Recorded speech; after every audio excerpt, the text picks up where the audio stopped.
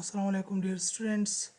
نن ورځ په لیکچر کې به مونږه د ډیپریسیشن چې کوم میثډز مونږ شروع کړي هغه کې به مونږه دریم میثډ وایو ډیکلاینینګ بیلانس میثډ یا دې ته مونږه بل نوم اخلو ډیمینیشنګ بیلانس میثډ یا دې ته مونږه بل نوم اخلو ریډیوسینګ بیلانس میثډ. ډیکلاینینګ بیلانس میثډ، ډیمینیشنګ بیلانس میثډ، ریډیوسینګ بیلانس میثډ ټول سیم یو میثډ دی خو مختلف نومونه دي. ډیکلاینینګ، ډیمینیشنګ، ریډیوسینګ درې واړه کمیدو ته ویل کیږي. نو ډیکلاینینګ بیلانس میثډ، ډیمینیشنګ بیلانس میثډ، ریډیوسینګ بیلانس میثډ هم د ډیپریسیشن د معلومولو یو میثډ دی. د مخکې چې د دې فارمول ته لاړ شو د سکیجول ته لاړ شو، اول د باندې بحث کوو چې دغه میثډ کوم وخت کې پکارېږي، د څه مقصد لپاره موږ مطلب دا میثډ استعمالو. موږ الریډي سټریټ لاین میثډ لرو، یونټس اوټپوټ میثډ لرو. نو د دې دریم میثډ ډیکلاینینګ بیلانس میثډ یا ډیمینیشنګ بیلانس میثډ یا ریډیوسینګ بیلانس میثډ د دې دریم میثډ څه ضرورت دی؟ ګورئ، ټول اول خبر خدا چې ډیکلاینینګ بیلانس میثډ، ډیمینیشنګ بیلانس میثډ یا ریډیوسینګ بیلانس میثډ چې کوم میثډ دی دا د هغه اسیډز د لپاره استعمالیږي چې د کوم اسیډز د لپاره سټریټ لاین میثډ استعمالیږي. هغه اسیډز هغه شتمنۍ چې هغه اسیډز د لپاره موږ سټریټ لاین میثډ استعمالو، د سیم اسیډز د لپاره موږ ډیکلاینینګ بیلانس میثډ شي کو استعمالو. اوس پوښتنه دلته پیدا کیږي چې موږ د سیم اسیډز د لپاره چې کوم اسیډ د لپاره موږ سټریټ لاین میثډ استعمالو اماغه اسید د لپاره مونږ ډیکلاینینګ بیلانس میثډ استعمالو، نو بیا ضرورت څه دی؟ څه مونږ اړتیا ده چې مونږ بیا دا میثډ الریډي سټریټ لاین میثډ شته، د دې میثډ څه ضرورت وو؟ دغه دواړه میثډز د سیم اسید د لپاره استعمالیږي خو د مختلف پرپسز لپاره، د مختلف مقاصدو لپاره. سټریټ لاین میثډ په په یو ځای کې مونږه مطلب ختماميږي مونږ ورنه استفاده کولی شو، ډیکلاینینګ بیلانس میثډ په بل ځای کې مونږ ختماميږي مونږ ورنه استفاده کولی شو. د دواړو میثډز ترمنځ فائدې درته وایم چې د کوم میثډ څه فائده ده، کوم وخت ورنه مونږ مطلب استفاده وکړو یا د دواړو میثډز ترمنځ چې د فرق یا ته مونږه چې کوم سټریټ لاین میثډ باندې کله مونږه انوال ډیپریسیشن پیدا کوو، نو سټریټ لاین میثډ چې کوم ډیپریسیشن مونږ ته ښیي،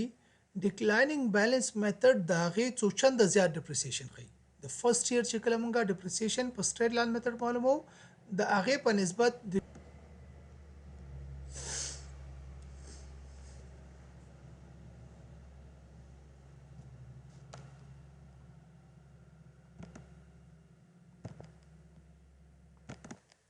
چې کوم موږ سره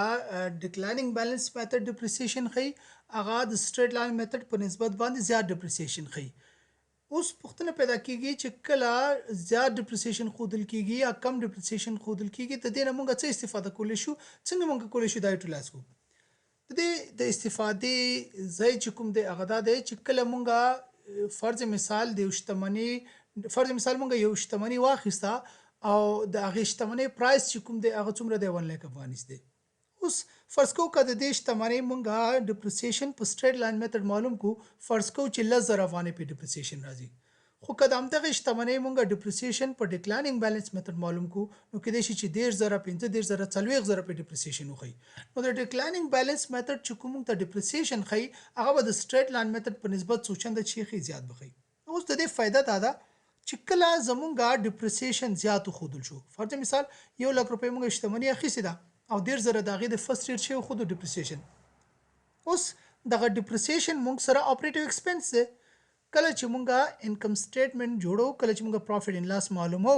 نو مونږه به ډیپریسیشن په اپریټیو ایکسپنس کې رسوبه. کله چې مونږه ډیپریسیشن په اپریټیو ایکسپنس کې ورسولو، نو زمونږه چې کوم نیټ پروفیټ دی هغه به د ډیپریسیشن د وجې نه شي کم به شي.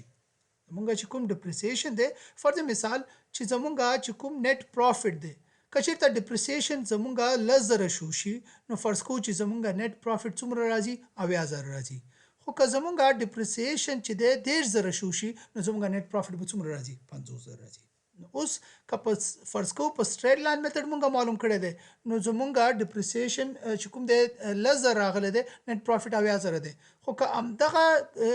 اسید دپاره مونږه ډیپریسیشن په ډیکلاینینګ بیلانس میثډ معلوم کړی دی، نو زمونږه ډیپریسیشن 10,000 شو کیږي، نیټ پروفیټ به څومره شو کیږي؟ 50,000. اوس ګورئ، که مونږ که مونږه مطلب ډیپریسیشن په سټریټ لاین میثډ معلوم کړی، زمونږه نیټ پروفیټ 50,000 شو کیږي، 80,000 شو کیږي. خو که مونږه په ډیکلاینینګ بیلانس میثډ باندې مطلب ډیپریسیشن معلوم کړی دی، نو زمونږه نیټ پروفیټ 50,000 شو کیږي. اوس که زمونږه نیټ پروفیټ 50,000 شو کیږي، نو فرض کوو چې په مونږه باندې 500 ټیکس راځي. خو خو که زمونږه نیټ پروفیټ 80000 شو کیږي نو مونږ باندې به 80000 ټیکس راځي. نو اوس که مونږ سټریټ لاین میتھډ باندې مطلب ډیپریسیشن معلوم کړي په مونږ به ټیکس ایکسپنسز زیات راځي او که مونږ په ډیکلایننګ بیلانس میتھډ باندې ډیپریسیشن معلوم کړي نو زمونږ به چې د ټیکس ایکسپنسز به چی کیږي کم به راځي. نو مونږ ته ډیکلایننګ بیلانس میتھډ فائدہ دا ده چې مونږ کولای شو چې د ټیکس چې کوم مونږ سره ایکسپنسز په مونږ راځي دا غینه په ځان چی کو بچو. باقی کوم سټریټ لاین میتھډ یوز کو کوم ډیکلایننګ بیلانس میتھډ یوز کو د ګورنمنت د خوانه په مونږ باندې کومه پابندی نشته د ګورنمنت په مونږ اعتراض نشي کولای چې دا سولې ډیکلایننګ بیلانس میتھډ یوز کړي ولې سټریټ لاین میتھډ نه دی یوز کړي. نو مونږ ټول میتھډز لیګل میتھډز دي. نو د ډیکلایننګ بیلانس میتھډ فائدہ دا ده چې مونږ به ټیکس ایکسپنس کمی مطلب بچ کیږي په ځکه چې په ډیکلایننګ بیلانس میتھډ په زموږ نیټ انکم به کم شو کوي او هغه سره به زموږ چې د ټیکس ایکسپنسز بچ کیږي بچ کیږي. او دلته بیا پوښتنه پیدا کیږي چې اوس چې کله زموږ نیټ پروفیټ کم شو کیږي سوري زموږ چې کوم ټیکس ایکسپنسز بچ کیږي په ډیکلایننګ بیلانس میتھډ نو بیا د سټریټ لاین میتھډ څه زور دی ولې موږ سټریټ لاین میتھډ یوز کوو خو دا ډیکلایننګ بیلانس میتھډ به یوز کوو د سره به زموږ ټیکس ایکسپنسز بچ کیږي به ځینې وخت کې د سی چې مونږه د خپل کمپنۍ د امیج ښه شو کولو لپاره مونږ دغه ټیکس ایکسپنسز په ځان برداشت کوو خو مونږ نه غواړو چې زمونږ د ادارې امیج خراب شي. لکه زه مثال درکوم فرض مثال یو جاین سټاک کمپنۍ ده. اوس کله چې جوائنٹ سټاک کمپنۍ فرض کوو چې په سټریټ لاین میتھډ په ډیکلایننګ بیلانس میتھډ باندې ډیپریسیشن معلوم کړي نو هغه به نیټ انکم به کم شو شي او د هغې ټیکس ایکسپنسز نه به بچ شي. ټیکس نه خو ځان پې بچ کړي خو هلته بل طرف ته تاوان دا وکړي چې کله د دوی مطلب ټیکس ایکسپنسز نه ځان بچ کې ټیکس په کم به راځي نیټ انکم به کمیږي خو بلې خواته به د دوی چې کوم ایسټ دی همدغه ډیپریسیشن یو طرف خو په انکم سټیټمنټ کې په اپریټیو ایکسپنس کې لیکل کیږي خو بل طرف دا ډیپریسیشن په بیلانس شیټ کې د ایسټ نه ماینس کیږي. نو اوس زمونږ چې کوم د 1 لک ایسټ هغه به څومره شو کیږي 80000 به شو کیږي 1.5 به د غیر ځخ کم شوی خو کدا موږ په سټریټ لاین میتھډ معلوم کړی وي نو زمونږ چې کوم د ایسټ چې کوم ویلیو هغه به څومره شو کیږي 90000 شو کیږي. نو بلې خواته چې کوم زمونږ ایسټس په بیلانس شیټ کې شو کیږي هغه چې کیږي کم شو کیږي. نو دا د زمونږ لپاره مطلب د کمپنۍ امیج خراب شو کیږي چې څومره زمونږ ایسټس کمی. او بل تاوان دا دی چې اوس کله چې جوائنٹ سټاک کمپنۍ ډیویډند ورکوي اوس کله زمونږ نیټ پروفیټ کم شو نو مونږ به ډیویډند چې د کم به افر کو نو د سره به زمونږ چې د مطلب هغه مارکیټ کې چې ام ایچ د ادارې خرابېدلو چانس شته دي. نو مونږ به حالاتو ته ګورو چې مونږ ته ټیکس نه بچ کېدل مهم دي که مونږ ایسټ زیات شو کول مهم دي. هماغه بنیاد باندې به مونږ ډیسیژن باخلو چې اوس مونږ ډیکلایننګ بیلانس میتھډ نه استفاده وکړو که مونږ د یونټس آوټپوټ میتھډ نه استفاده وکړو نو مطلب دواړه میتھډز لیګل میتھډز دي چې کوم مونږ ته مطلب د استفادې وړي کوم وخت کې مونږ ته ګټه کې کولی شو هغې نه مونږ فایده واخلو. خو داسې مونږ نشو کولی چې یو کال یو میتھډ استعمال کو بل کال بل میتھډ چې کوم ځای کې زموږ کوم میتھډ کې فایده هغه استعمالو. ان شاء الله ګیپ کې به دې باندې مونږ په ډیټیل سره خبرې کوو به چې ولې مونږ مطلب دغسې پابندیان نشته دي نو هغه به ان شاء الله ډیټیل سره وایو به کنسسټنسي کنسپټ دی مونږ سره چې مونږ نشو کولی چې مطلب دغسې مختلف لارې خپلې کړو هغې باندې به هلته مکمل ډیټیل سره باز به کوو. خو که مونږ یو میتھډ وغواړو لیګل ټول میتھډز دي چې هر یو مونږ وغواړو استفاده وکړو کولی شو استفاده ورڅخه وکړو. اوس راځو د ډیکلایننګ بیلانس میتھډ چې کوم مونږ سره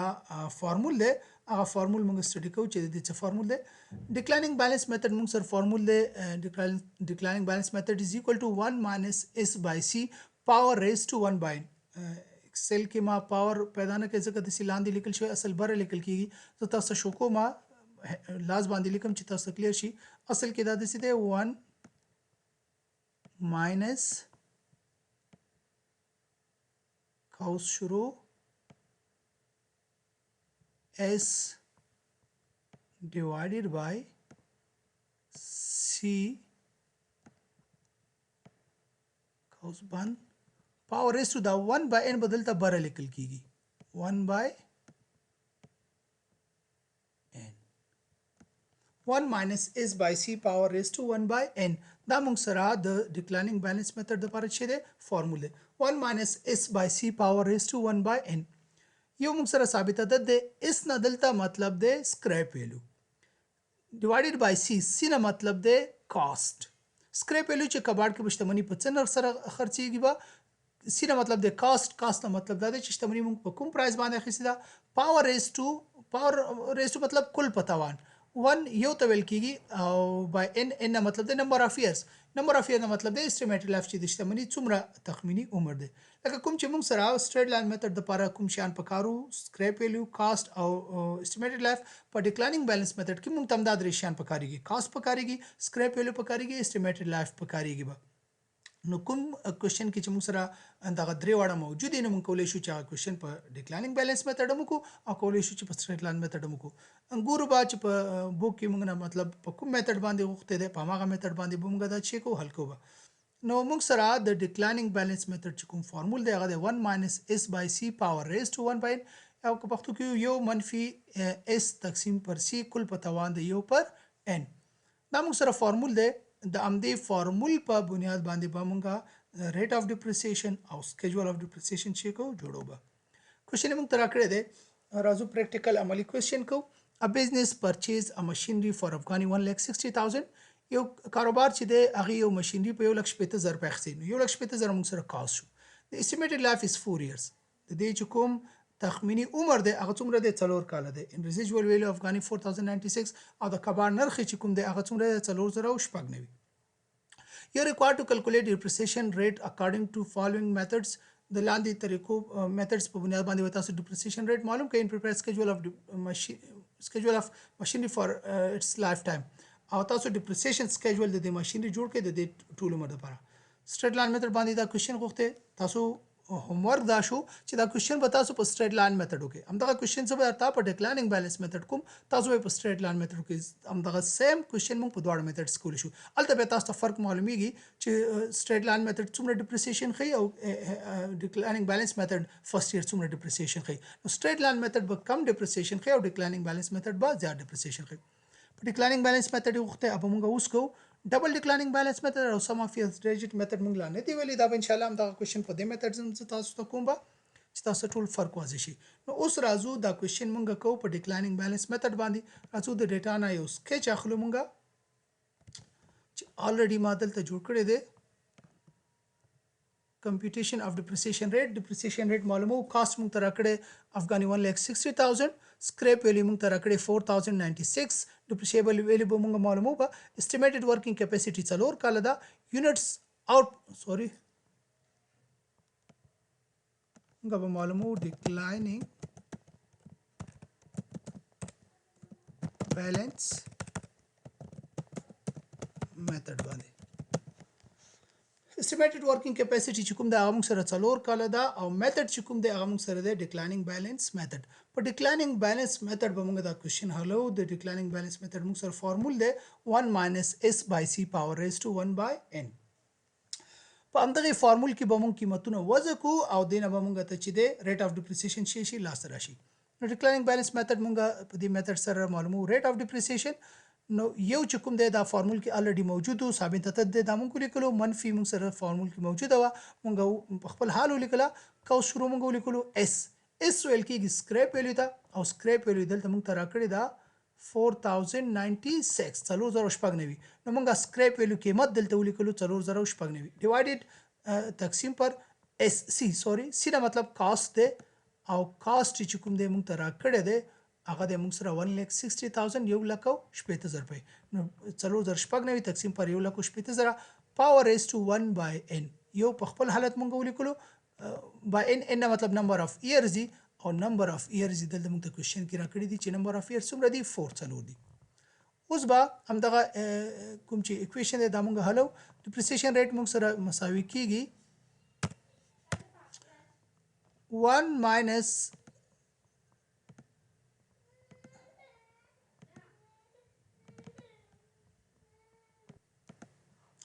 نو 1 ماینس یو په خپل حالت لیکو ماینس بو لیکو بیا سوري دا 1,60,000 نه زیات لیکل 1 ماینس کو شروع 4,096 چې کوم دی دا په 1,80,000 باندې موږ شي کو تقسیم کو 4,096 چې 1,80,000 باندې تقسیم شي نو دین راځي 0.025 پاور ریز ټو 1 بای 4 دا موږ په خپل حالت شي کې هم لیکلو ډیپریسیشن ریټ از ایکوال ټو 1 ماینس یو منفي کو شروع 0.02 شپږ دا موږ په خپل حالت ولیکلو. پاور ریز ټو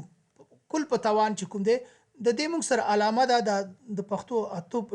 چې کوم دی اته چې لیکل کېږي په دې شکل کې دي، نو دا موږ سره د پاور ریز ټو علامه ده، نو دا موږ هغه علامه ساين به واچو. هغې نه وروسته چې کوم دا 1/4 بره لیکل شوي دي دا به شي لاندې به راښکته شي. د دې دواړو یو هدف دی، که مونږ دا ساين واچو او 1/4 ښکته ولیکو او که مونږ بره په توان کې 1/4 ولیکو د دې دواړو یو هدف دی، مقصد یو دی. اوس د اسانتیا دپاره مونږ چې وکړو چې مونږ کولی شو بیا دغه فارمول په ساینټیفیک کلکولیټر سره په اسانۍ سره مونږ مطلب حل کو کوېشن. نو دغه 1/4 مونږ لاندې راښکته کوي او د دې پاور ریز ټو مونږ چې واچولو ساين علامه مونږ واچوله. اوس موږ سره فارمول راغی 1 minus 0.0256 پاور ریز ټو 1/4. دنه مخکې دا کوېشن به مونږ په ساینټیفیک کلکولیټر وکړو. په ساینټیفیک کلکولیټر باندې حلولو طریقه به دای چې تاسو په ساینټیفیک کلکولیټر راواخلئ، ټول ناول به ولیکئ یو، بیا به ولیکئ منفي، بیا به قوس شروع کړئ، بیا به ولیکئ 0.0256، بیا به قوس بند کړئ. هغې نه وروسته په ساینټیفیک کلکولیټر کې دا د پاور علامه شته دی، د پښتو د اتو په شکل کې یو ساين دی، دغه ساين به ووایئ او هغې ساين نه وروسته به ولیکئ 1/4. تاسو چې کله مساوي علامه ووایئ نو دې نه به راشي 0.6. اوس که چا سره ساینټیفیک کلکولیټر نه وي نو تاسو کولی شئ چې په موبایلونو کې هم چې کوم سمارټ فون دی هغې کې ساینټیفیک کلکولیټر شته دی. په موبایل کې به زه درته طریقه وښیم. طریقه دا ده چې هلته به ولیکئ یو منفي قوس شروع، بیا به ولیکئ 0.0256، بیا قوس بند. د پاور علامه په د موبایل په ساینټیفیک کلکولیټر کې نشو کېږي، هغې کې به ایکس پاور وای لیکلي، نو ایکس پاور وای چې کله تاسو ووهئ نو هغې نه به تاسو ته د پاور علامه را بشي، بیا به 1/4 ولیکئ، هغه چې مساوي ووهئ نو دې به راشي 0.4. 0.4 چې کله مونږ فیصدي ته اړو دې ته په سلو کې ضرب ورکو، نو 0.4 ته چې کله سلو کې ضرب ورکې نو دې نه راځي 60%. 60% چې کوم دی دا مونږ سره راغی ریټ آف ډپریسیشن. مطلب دا چې هر کال به د دې شتمنۍ چې کوم ارزښت کمیږي هغه به څومره کمیږي 60%. 60% به د دې شتمنۍ ارزښت چې کوم دی هغه هر کال د استعمال په وجه چې کېږي کمیږي به. چې کوم مونږ سره ریټ آف ډپریسیشن دی هغه مونږ د فارمول په مدد سره پیدا کړي چې هغه د 60% چې 60% به د شتمنۍ ارزښت هر کال د استعمال په وجه چې کېږي کمیږي به. کله چې دا اسید دا شتمنۍ مونږ استعمالو نو هر کال د استعمالولو په وجه به د دې 60% ارزښت به چې کېږي کمیږي به. اوس په کوېشن کې مونږ نه دوه شیان غوښتي یو مونږ نه ریټ آف ډپریسیشن غوښتي یو مونږ سکیجول آف ډپریسیشن غوښتي. ریټ آف ډپریسیشن مونږ پیدا کړي. اوس راځو مونږ سکیجول آف ډپریسیشن به پیدا کوو. د دې چې کوم ډپریسیشن سکیجول دی هغې کې مونږ سره شپږ کالمز دي، ایئر دی، کاست دی، ریټ آف ډپریسیشن دی، انول ډپریسیشن دی، اکمولیټیو ډپریسیشن دی او بوک ویلیو دی. ایئرز کې به مونږ د کلونو تعداد باخلو، استیمیټډ لایف باخلو، نو استیمیټډ لایف مونږ ته راکړي دي 4 ایئرز چې د شتمنۍ تخمینی عمر څومره دی 4 کاله دی. د دې مونږ ته چې کوم کاست دی هغه آلریډي راکړی دی 1,60,000. 1,60,000 د شتمنۍ مونږ سره چې دی کاست دی.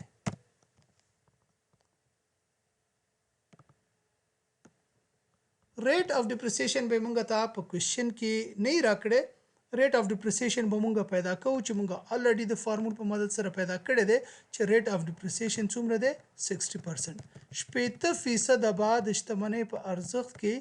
د استعمال په وجه چې راځي کموالی به راځي. نو ریټ آف ډپریسیشن چې کوم دی دا به مونږ واخلو 60%.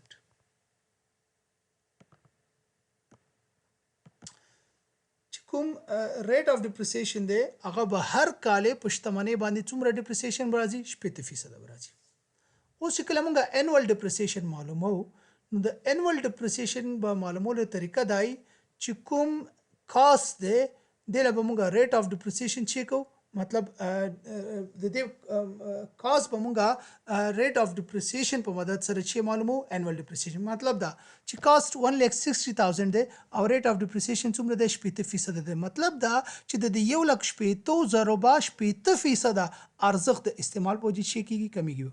اوس ټول اول چې کله مونږ انول ډپریسیشن معلومو نو د 1,60,000 به مونږ چې معلومو 60% او 80% معلومولو طریقه بدای چې ولک 80,000 تبا په 80 کې ضرب ورکو په سلو باندې چې کو تقسیم وکړو دلته موږ رف ورکو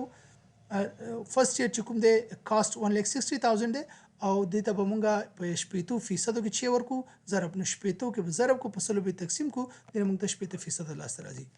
دا کله چې موږ معلومو 1,60,000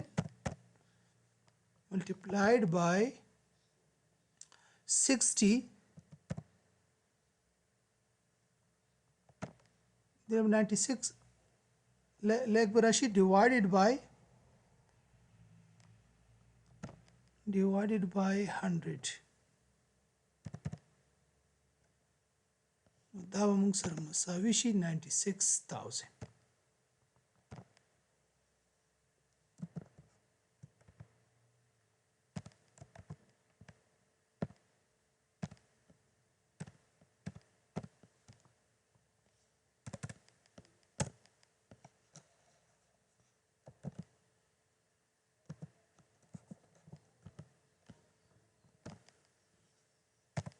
مساوي شي 96,000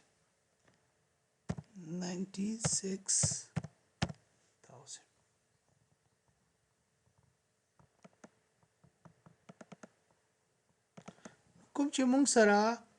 annual depreciation راځي अब څومره راځي 96,000 مطلب دا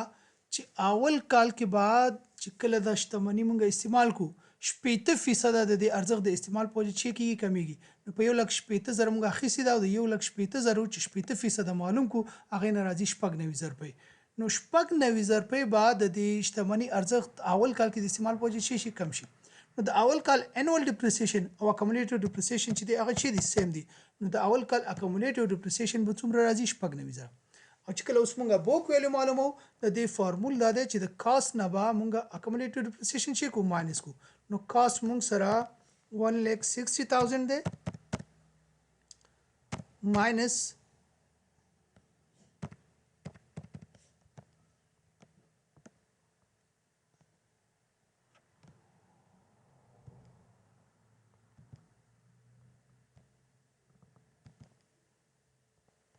کوم چې موږ سره کاست دی 1,60,000 د هغې نه به مونږه accumulated depreciation 96,000 شي کو ماینس کو 1,60,000 ماینس 96,000 دنه مونږ سره راشي 64,000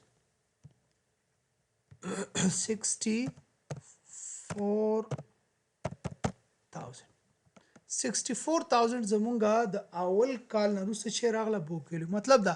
چې د شتمنۍ چې کوم په 1,80,000 اخیستې ده په اول کال کې به په دې 80% استهلاک راځي چې د 1,80,000 80% څومره جوړیږي 90,000 چې په دې کال کې به په دې باندې ټوټل استهلاک څو روپۍ راځي 90,000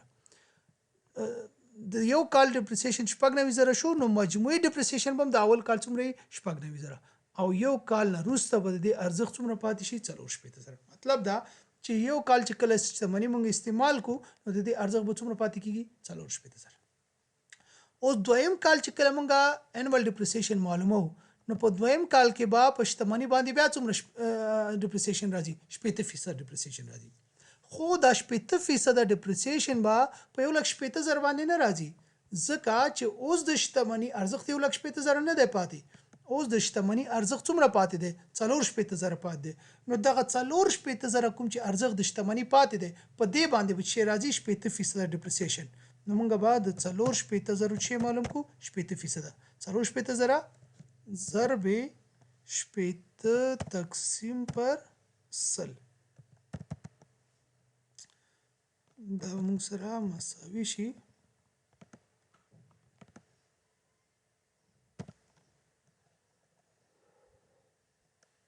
40,000 ضرب 80 تقسیم پر 100 نو دې نه موږ سره شي 38,400 په دویم کال کې به په دې شتمنۍ باندې ټوټل څومره ډیپریسیشن راځي 38,400 $48,400 روپۍ به د دې شتمنۍ ارزښت په دویم کال کې د استعمال په وجه څه کېږي کمیږي 48,400 اوس چې کله موږ د دویم کال اکمولیټیو ډیپریسیشن معلومو نو د تیر کال اکمولیټیو ډیپریسیشن بعد د دې کال د انوال ډیپریسیشن سره چې کو جمع کو 48,400 انوال ډیپریسیشن دی د سره به جمع کو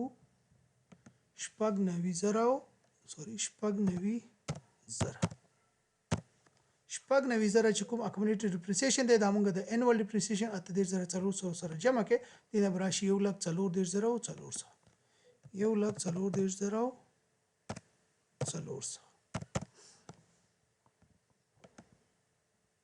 اوس چې کله موږ د دویم کال بوک ویلو معلومو نو 1,80,000 نه به 1,40,400 موږ چې کو ماینس کو 1,80,000 منفي 1,40,400 دینه به موږ سره راشي 15,600 مطلب دا چې کله موږ د شتمنۍ 2 کال استعمال کو نو د 2 کال استعمال نه وروسته بعد د ارزښت چې کوم دی هغه څومره پاتې شي 15,600 اوس با دریم کال کې په دې باندې بیا څومره ډیپریسیشن راځي 80% خو دا 80% به په 1,80,000 نه راځي دا به څومره به ځکه چې ارزښت خو اوس 15,600 پاتې د 15,600 باندې به بیا څه راځي 80% ډیپریسیشن 15,600 ضرب 80 تقسیم پر سل دا به مساوي شي 15,600 ضرب 80 تقسیم پر سل مساوي بشي 15,380 15,380 مطلب دا چې دریم کال کې به په دې باندې 15,380 روپۍ چې راځي ډیپریسیشن راځي اوس چې کله موږ اکمولیټیو ډیپریسیشن معلومو نو د تیر کال اکمولیټیو ډیپریسیشن بعد د دې کال د انوال ډیپریسیشن سره موږ چې کو جمع کو انوال ډیپریسیشن 15,380 دی جمع 1,40,400 دا موږ سره شي 1,49,000 1,49,000 1,49,000 به موږ سره راشي اکمولیټیو ډیپریسیشن اوس کله موږ بوک ویل معلومو نو 1,80,000 نه به 1,49,000 موږ چې کو ماینس کو 1,80,000 منفي 1,49,000 دا موږ سره شي 10,240 نو 10,240 چې کوم دی دا موږ سره بوک ویلو راغله د دریم کال اوس به په دې 10,240 چې کوم د دې ارزښت د درې کال استعمال نه پس پاتې دی د شتمنۍ هغه به بیا 80% چې راځي ډیپریسیشن به راځي چې کوم سره 10,240 د دې ارزښت پاتې دی په دې باندې به 80% چې راځي ډیپریسیشن به راځي چې کوم سره 10,240 دی د ضرب کو په سلو کې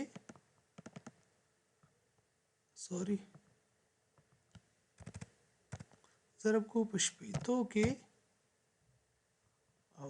تقسیم به کو په سلو باندې دا ور شپږ زره وسلو څلور څلوېښت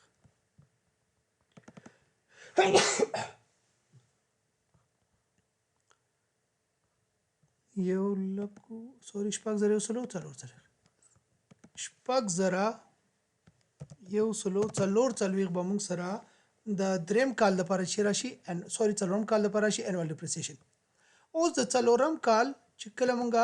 اکمولیټیو ډیپریسیشن معلومو نو هغې سره به 4,440 چې کوم انوال ډیپریسیشن دی دا به د اکمولیټیو ډیپریسیشن سره چې کو جمع کو نو شپږ زره څلور څلوېښت زره یو سل سوري شپږ زره یو سل څلور څلوېښت کوم سره انوال ډپریسیشن دی دې سره به اکمولیټیو ډپریسیشن چې کوم دی